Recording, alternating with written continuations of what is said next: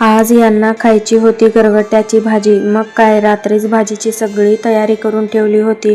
भाजी वगैरे निवडून ठेवली होती. आता तेच एका भांड्यात काढून घेतलं सगळं. आता याला पाण्याखाली स्वच्छ धुवून घ्यायचं. 3-4 वेळा भाजी स्वच्छ धुवून घेतली आणि नंतर याला बारीक कट करून घेतली. आता पालक बारीक कट करून घेतलेलं आणि त्यासोबतच यात चुका पण घालतात, ते माझ्याकडं नव्हतं म्हणून मी 2 टोमॅटो कट करून टाकली आहे. आणि रात्रीच सगळ्या डाळी मिक्स करून भिजत ठेवले होते, ते कुकरमध्ये घातलं आणि जेवढं पाणी लागतंय शिजायला तेवढं पाणी घातलं आणि कुकर लावून घेतलं.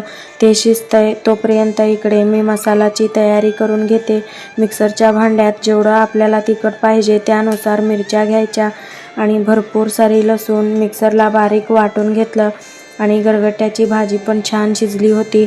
आता याला फोडणी देऊन घेते. कढईत 3-4 चमचे तेल, जिरे, मोहरी घालून मिरचीची बारीक केलेलं वाटण घालून छान परतून घेतलं आणि नंतर हे पालक डाळीचं सगळं पाणी सकट यात घालून छान मिक्स करून घेतलं.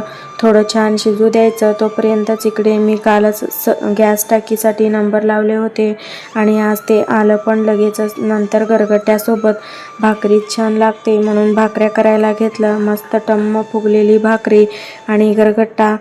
या भाजीला तुमच्याकडे काय म्हणतात ते कमेंटमध्ये नक्की सांगा. आमच्याकडे याला गरगट्टाच म्हणतात. गरम गरम भाकरी आणि गरगट्टा शिवांशला जेवू घातलं आणि मी पण मस्त जेवण करून घेतलं. चला भेटू नेक्स्ट व्लॉगमध्ये. तोपर्यंत बाय बाय.